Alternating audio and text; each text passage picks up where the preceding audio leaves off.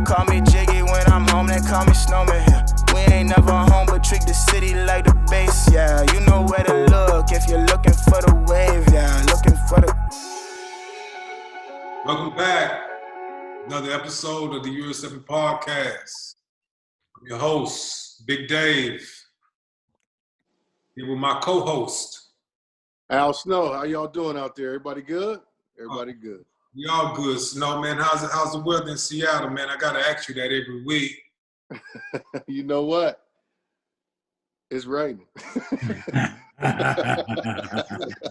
sounds about right. That sounds about, you know. But hey, man, we got a good one today. We got a good one. First time we've had a coach on here, Snow. What you think about that? I'm excited. We don't just have a coach. We got a good one, high level.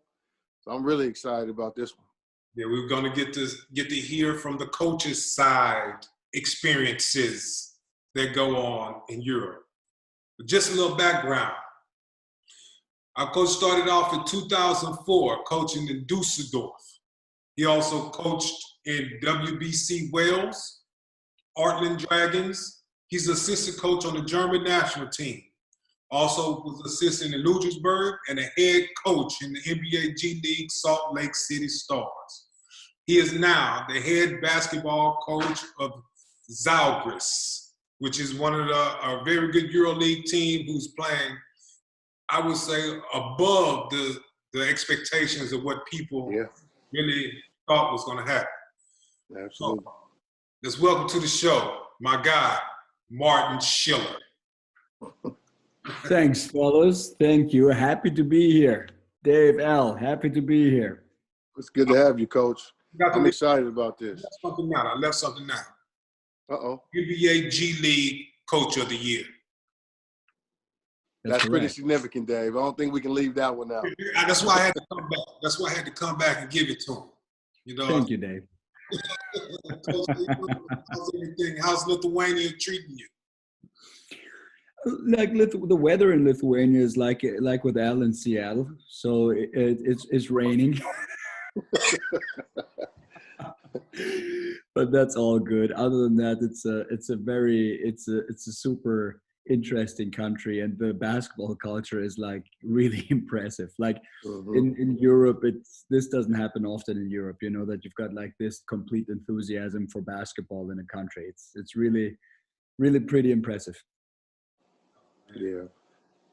So far, Dave touched a little bit on how you guys have been doing. How are you feeling about the success of the group so far this year? I'm feeling good about it. You know, it's a new situation for me and for the group, and figuring things out. And we really had a good start, and in both competitions, LKL and EuroLeague, and and now we're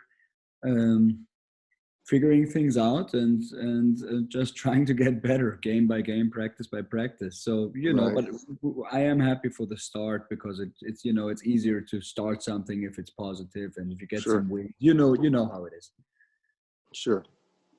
Coach, I kind of wanted to jump into some questions, because we've not had the opportunity, like Dave said, to get a coach on the pod. So I really want to jump into some questions from the other side. Can you talk a little bit about some of the things that go into the decision-making process when it comes to you maybe deciding who makes sense for you as you're building out your team?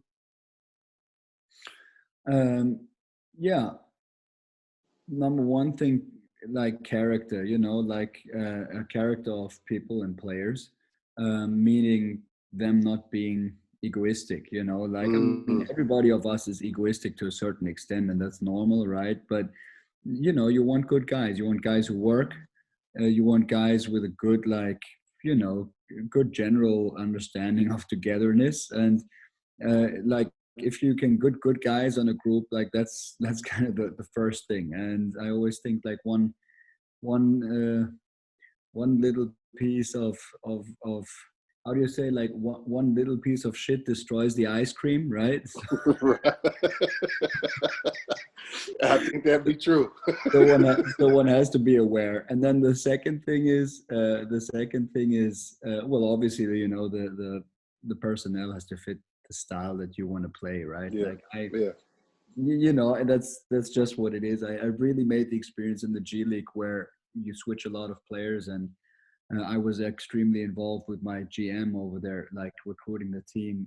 That it's actually a phenomenal experience because you just kind of get to play around a little bit, you know. And the experience is, if you want a team that passes the ball, well, you better have guys who have had assists in the past. You know, if you want a team that shoots the ball, well, you better have guys who can shoot. You know, it's just, if you, it sounds so easy, but at the end of the day, that's a little bit what it is, right? So Yeah.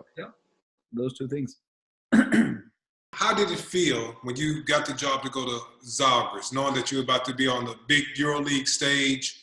Were you nervous taking that job? Was a lot of things running through your mind? Were you worried about Lithuania? How was you feeling? I was sitting with my wife in in Salt Lake City, still on a contract with the Stars, with the Jazz affiliate, right? And the call came out of nowhere, and I had like 2 days to prepare for an interview for the job.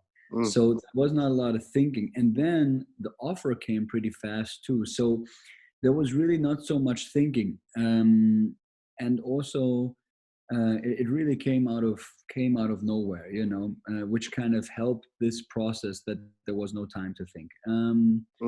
Other than that, no, I really never, I want to say I was never afraid of the pressure, or, you know, I was more like, you know, looking forward to the challenge, you know, to the basketball challenge. And yeah, you know, that's really how it is. Coach, I want you to kind of, if you can, I thought what you said was really interesting. There's really one major point for me, at least, that you made. You said you didn't have time to think, right? And that helped you. So many of these guys, they're making these decisions and they want 10 offers instead of just the one that they have, or they want to wait on this big club, or they want to wait. Can you talk a little bit about, a little more about how that helped you, just having this in front of you, right? Can you kind of touch on that a little bit? Yeah. I mean, if you, I don't know. I mean, if you like put it from a player's perspective, right? I think it depends on in which phase in your career you are, right? Sure. But it's tricky. I was in the G League for 3 years, which is like, again, it's phenomenal experience. Like, and it's such a great experience, especially for a European coach, like learning the American culture of, like, you know, college hoops. And because G League teams are basically like made up of players who could go overseas to certain levels, and players who, you know, could make an NBA team, you know, end of the bench perhaps. And it's a mixture of players who could play, like, you know, a first league in European countries, second league in European countries, Euro Cup, EuroLeague, and NBA. It's a wild mixture. And I think where guys get caught up, especially college rookies, you know, is that all of them know, like, somebody who plays on a very high level, whether it be NBA or whether it be in Europe. And also the culture in America and the basketball, AAU starts in AAU and goes up to college. Like, the sport means so much, and the athletes are, yes, stars, right? Like, and therefore it's almost normal that they assume and hope and think that they will just start on a very high stage. And it's really grounding, right? It's really grounding for those dudes to figure out that it's not that easy. Meaning, you could be in the G League, you know, and play in the G League in front of like 500 or 1,000 people suddenly, or you could go to a foreign country and not speak the language and not even be able to judge the level of play, and and then suddenly you're like in the mix, and next thing you know, you haven't performed in 3 games, and the crazy European is yelling at you, and the next thing you know, you're on the next thing smoking, right? So it's super challenging, but you guys know exactly what I'm talking about, right? Absolutely. That's why it's good to hear you talk about it. Yeah, and it's difficult though to. So I do feel that I don't know like the essence of what I'm saying, but you know, there are so many examples of players who just fought their way up, right? And if you look at the EuroLeague, it's really interesting. Like the EuroLeague is such an old league, like athletes are old, and the foreigners who are in this league are players who are good, but are also players who've showed like just the quality of sticking, right? Like, let's say we play against Milano now in 2 days, and they've got a shooting guard, Michael Rawl. And I don't even know where he went to school, but he's been here for years. And I went to UCLA, I believe. Yep, UCLA. Yes, he went to UCLA. And I mean, think about like, he like, I played against him like 7 years ago, I think, when I was still in Ireland, when he was in Antwerp in Belgium. Belgium, just a good player, solid player. Yeah, but good level and everything. But like for a kid from UCLA playing, you know, big college hoops in front of like, you know, fans in the stands, big everything. And then I don't know where he started, whether he started in Antwerp or not. And I'm not downplaying Antwerp by no means, but like he started there. That's not low, but it is like he started there, and now he's a EuroLeague player making a lot of money, playing on a high level. So what I'm saying is like sticking is big, right? And I think that quality, not a lot of guys have got that quality. So I really like respect pro athletes, foreigners who kind of make themselves a long European career. It's not an easy thing. Well, what I'm hearing you say is it felt like going from a UCLA type school to an Antwerp feels like a step down, right? Yes. And then you just have to have some quality within yourself, not even your basketball ability. Something in your character that says I'm willing to endure this in order to get where I want to go. Yes. And again, I don't know anything about Michael Rawl. It's just an example just came to my head, right? But you know, you guys also know these many examples of hoopers who like are really good, right? But they just never made it, right? Because they couldn't stick and I couldn't do it overseas, right? Like this quality of sticking is big, I feel like really big. I think it's got to do with love for the game also, right? And like being uncomfortable, because it is uncomfortable, right? Like I remember, I feel I understand the athletes better now. Like I was a European coach who like all European coaches, like, hey, why doesn't, you know, the American athlete, I'm you know, like, why doesn't he bring this quality and that quality, and why, like, you know, why isn't every practice like, why isn't he like super professional, this, that, and like it's an honor to play for the club, and you know, and having been in America and just like putting things in perspective, you know, coaching my guys in the G League who like college stars, like literally, like not far away from the NBA, like college stars, right? Being pampered also in America because like hoops means so much, right? And like to make that transfer and then land in a country in Europe that you don't know and then figure it out, that's not an easy thing. That's all I'm saying.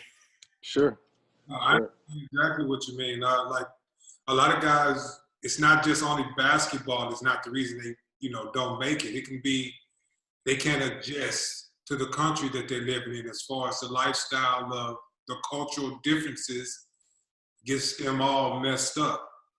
And like you said, they're so used to getting pampered. There's no pampering when it comes to Europe. I remember someone, hey man, what kind of shoes does the team get you? Shoes? I buy my shoes before I come to Europe.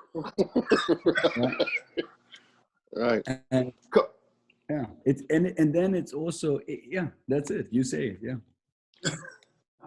Coach, you also mentioned something that I think is really interesting. You talked a little bit about because you're from Germany, correct? Yes.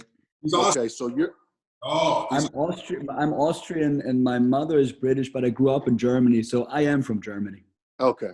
Boom, there we go. So either way, you're European for sure, right? That's a fact. Okay. So we'll go with that. So your journey took you from the exact opposite of most of our players that we sit on the pod with, right? So you went from Europe to America, but you also went at a later stage in your life. You didn't go at 22, fresh out of college.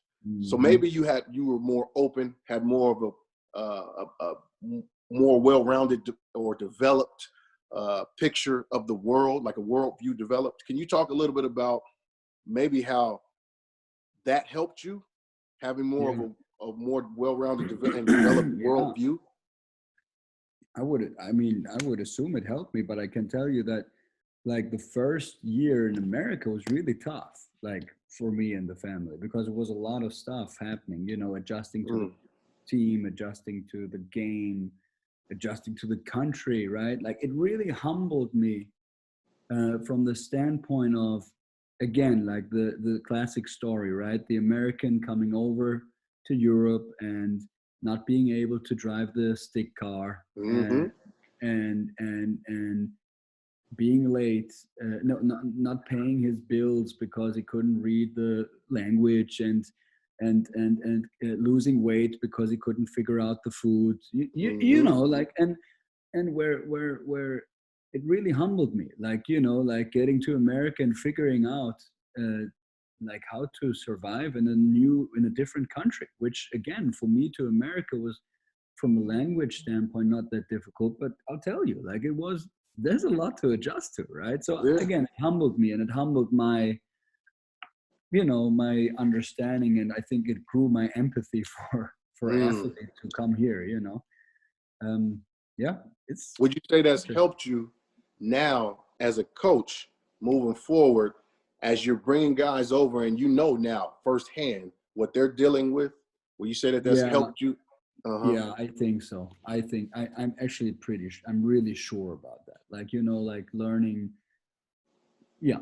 about American athletes, learning about America in general, right? With everything that is like, you know, makes the country, you know, great, but also the problems of the country, right? So like it's things that I really will say, like it grew. It's been a great developmental like journey for me and my family, you know. And like something like, I mean, now it's like touching on a lot of things, but the problems that America has and that like you may hear in the news in Europe, it's something different if you note it, if you really feel it. Like give you an example, like let's say the gun carry, right? Like just like it's like something we cannot understand, right? But then if you're there, like literally, I had 3 years of G League, and in 3 years, in every year I had actually in 1 year, 2 times an athlete having to travel home for a funeral because like a close friend got killed. And that is like, you only understand it then, or just like, and now I'm not opening up, like this could be a different podcast, but like racism itself is something a Caucasian, like a white German in Germany, I you know, never knew, understood, heard of it, of course, and knew about it in America, right? But it is something different when you're there, because it's like the elephant is right there in the room, and it gets such a delicate topic, right? Like, and it's just as an example, right? Like, and so it's like and I think that having lived there really like helped me understand like also like social problems. I mean, like just poverty, right? Like, or like the poverty that athletes like people can come from in America is a bigger poverty that people in Germany, for example, come from. It's just like what Sure. it is, right? They Like can't it's just the understand it. reality. And I didn't know before. Mhm. You know, so I think all those things added up and like it for sure helped me deal with, you know, with and understand, I want to say, athletes better. Let's put it like this. Coach, one thing that really just I really liked that you said, you mentioned the race thing, and I know you said that could open up my basically a whole nother podcast, right? But I want to say this to you. In preparing for this conversation with you, Dave and I actually spoke about some racial racism type issues. And one of the things, and I don't want to put you on the spot, so if you don't feel comfortable talking about this, just tell us and we'll move on. Yeah. But Coach, you got an amazing opportunity, right? Coming from the G League to where you are now. And one of the things Dave and I spoke about was I played 10 years, Dave played 14 years, and we can't recall ever running into a black coach in Europe, a black head coach, Yeah. right? Ever in our entire career, and still now, I don't know one. Well, we know guys who've had a job, yeah, right? But can you talk about, not to say that there's a bunch of racism going on in Europe. That's not what I'm suggesting. What I'm saying is we just don't see it. So I want to open it to you to kind of just, from your perspective, based on your experience in America and your experience in Europe, what you see. Yeah. I can't really say. I can say that I was assistant coach for Tyrone McCoy. Yes, that's the guy. That may be that Ty was the only Afro-American head coach in Euro Cup history. Probably, I don't even know, but the odds are high, right? Let's put it like this. And Ty and I, as Dave knows, so I really can't say anything. You know, I don't know. You know, but I do know that I worked for Ty basically with him for 5 years and directly for him as head coach for 2 years. And we're really like tight friends. And like his stories, we shared so many stories when I went to America, and it was like, because we're really tight friends, and like, you know, it's an open, how should I say, like, it's not a delicate topic between him and me, race, sure. You know, it's more like, you know, so, and he had told me so many stories before, and I called him so often and said, hey, I know I didn't understand, but now at least I've got a little bit of an idea, you know. And no, it's really interesting. It's interesting, but I really don't have an idea. Sure. I mean, the way me and Coach met is through Tyrone McCoy, because, you know, me and Ty were together in Germany, and came to Turkey to play in a preseason tournament, I believe.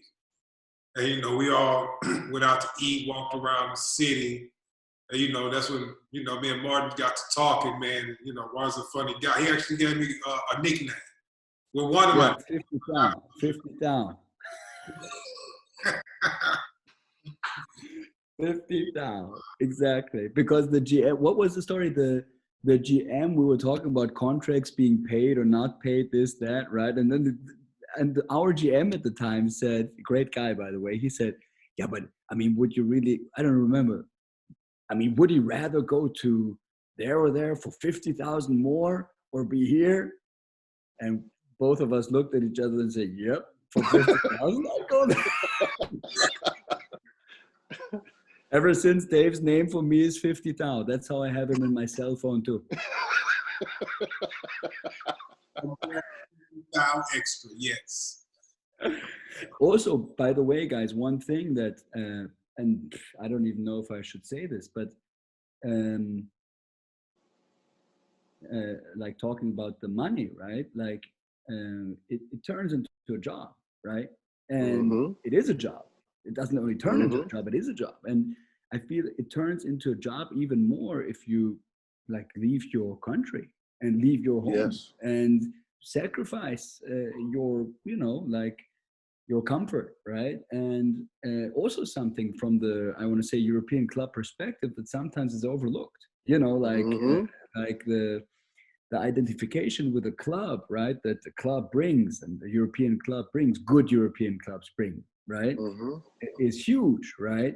But just the side of the athlete is, no, of course, right? And you want an athlete to identify, and eventually he will if the club treats him well and he has good experiences there, right? And then, and if he feels comfortable where the, you know, how the club handles things, then certainly, especially with experience, probably athletes may say, hey, listen, okay, I'm going to stay in this club, and it has to be major money raised to move, right? But like, it plays a role, right? It's a job. Absolutely. Well, I want to ask you a question where we usually ask, you know, most of the players. When they come over to Europe, we always ask, what was the craziest story or experience, some funny moment that they have? Do you have anything like that from maybe when you went to America, something crazy happened to you and you was like, oh my God, I can't believe that happened? Something shocking. I had some stories. You know, like some like nice stories and some like not so nice stories. Like, you know, like again, like I mean, we had some,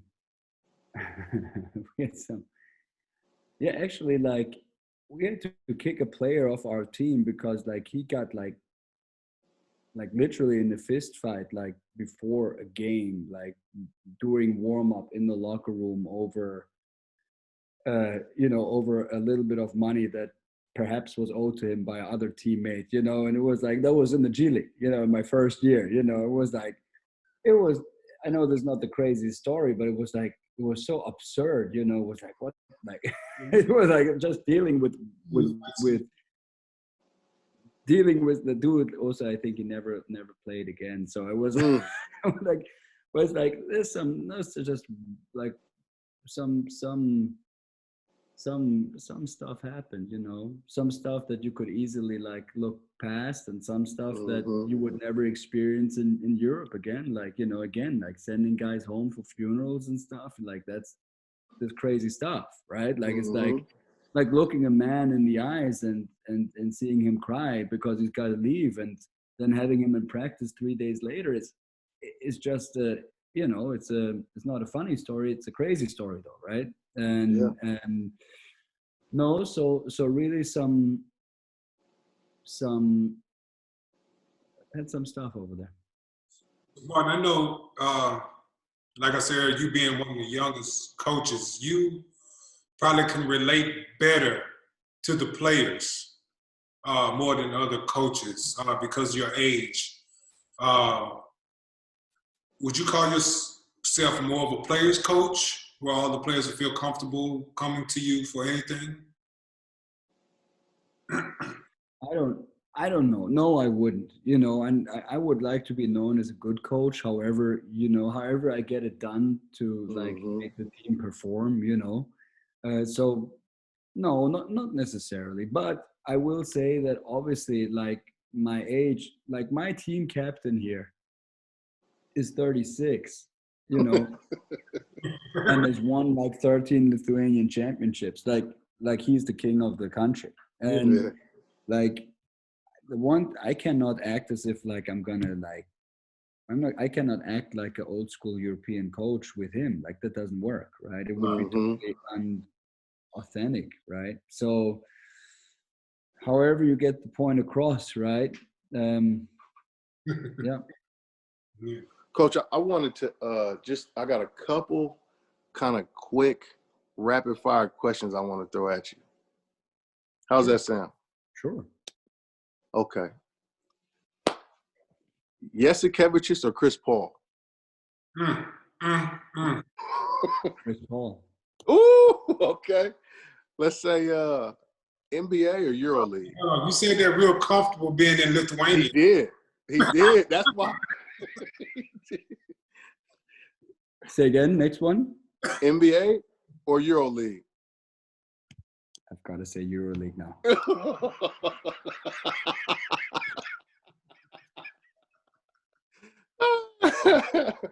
Okay. Okay. Let me tell you one thing before you keep shooting with your provocant rapid fire.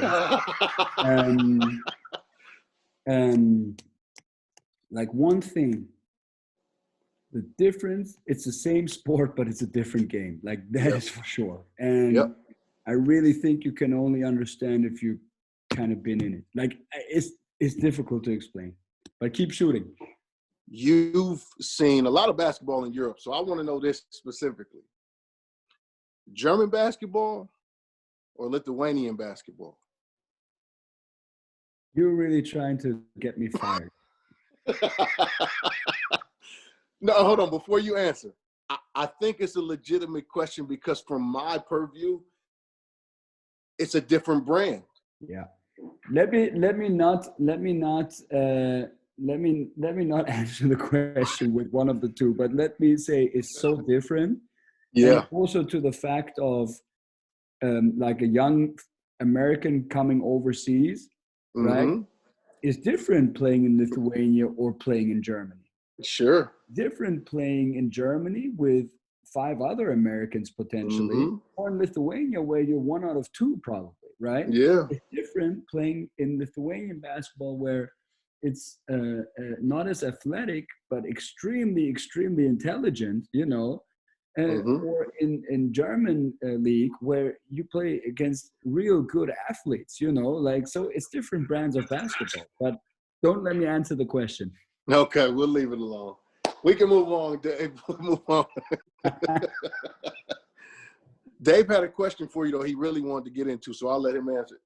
Well, sure. I have a couple of one of them, too. Of your years of playing basketball, which one player did not playing coaching basketball? What player most stands out in your mind where you watched him playing during the game and you was like, yo, this guy is just amazing? Tyrese Rice. Yeah. Ty McCoy and I, we had him with Stefan Koch. He was our head coach back then. That was Tyrese's second year out. And he was a real gamer. Hey, he could play. He could run pick and rolls to score and to pass, and shiftiness was real good dude. Like, yep, I'd say I'd call him.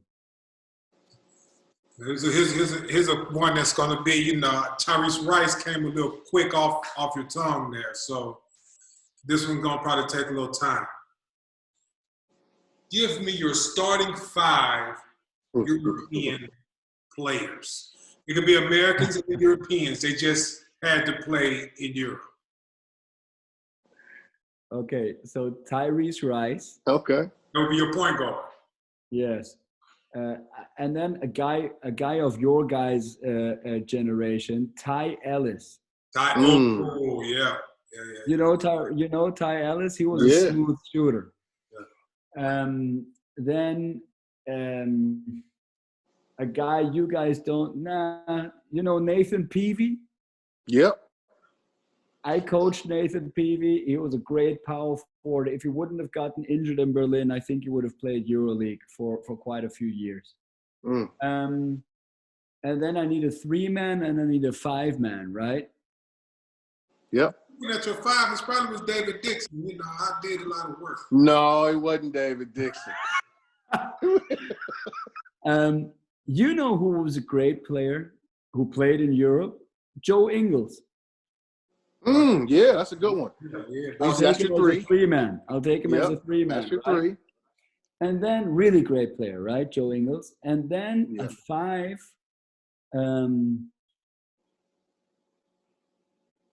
David Dixon. Oh, Dave, you will laugh. No. 5-man.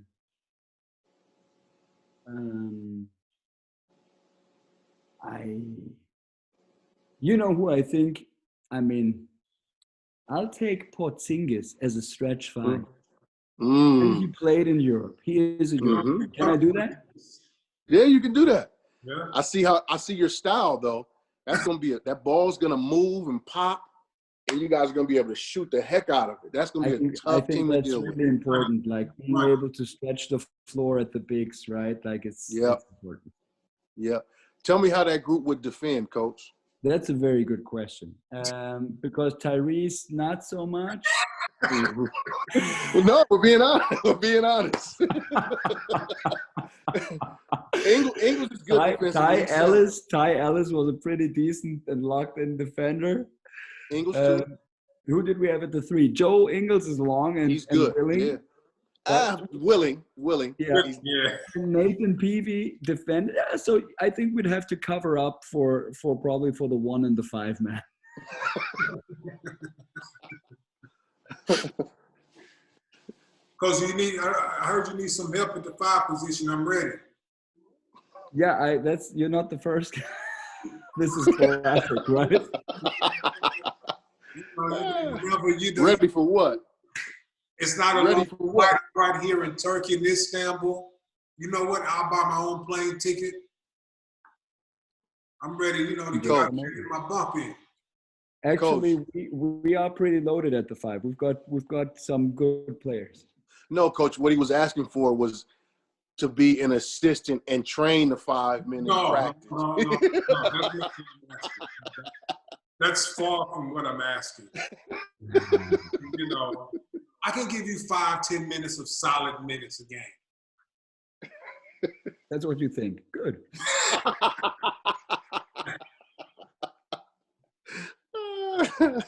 Basketball is in me. 50,000. I've got 50,000 for you.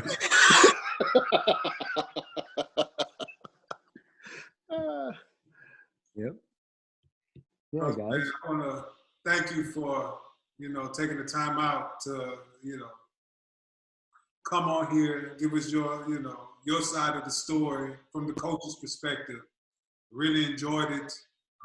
Man, had a great time. I don't know if you do social media, but if anybody, our listeners want to follow you, do you do social media? Do you have a handle that people can, watch you and follow you to your progress? I've got Instagram. Okay. What's your handle on Instagram? If I knew that. I got Instagram because when I got this job, like people were making fake accounts, so basically like I had to get it, so like, guys, I'm not a social media guy. I've got Instagram, but social media, I got you. Yeah. It's all right. We'll find you. Right. I'll text you, Dave. I'll figure it out. Okay. Last question. I'm serious. I'll text you. For young players that's coming to Europe, do you have any advice or words of wisdom that, you would like to share with them? Because, those players don't know what to expect. I didn't. A lot of players that come over don't. They thinking it's going to be easy when it's not, because it's more than just basketball that you have to deal with. Yeah. So, I think like knowing, like trying to like listening to people who tell you that is the first thing, and then like fight through the how do you say, the uncomfort, right? Mm-hmm. Like a lot of guys, and I guess you guys will say the same. A lot of players who made themselves a career overseas said the first year was one of the worst years in their lives. Mm-hmm.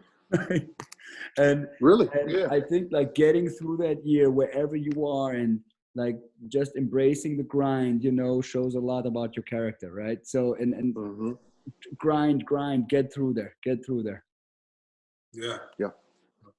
Thank you, Coach. We really appreciate you taking the time, man. It's been great. This is going to be a great episode. I think our viewers are going to love it. I really appreciate you, Coach. Hey, fellas, thank you very much. You guys have a good day. If you have a good night, right? Al, you have a good day. That's the plan. Yes, and enjoy the draft. Thank you for joining EuroSteppin Podcast. Catch us on nextones.com and also the Next Ones Network YouTube page. EuroSteppin Podcast, no G. Because we got all the game. Thought it was a joke, what they still playing games for? Holes in my denim, never holes in my game, no. You won't be just like me, they don't love you the same.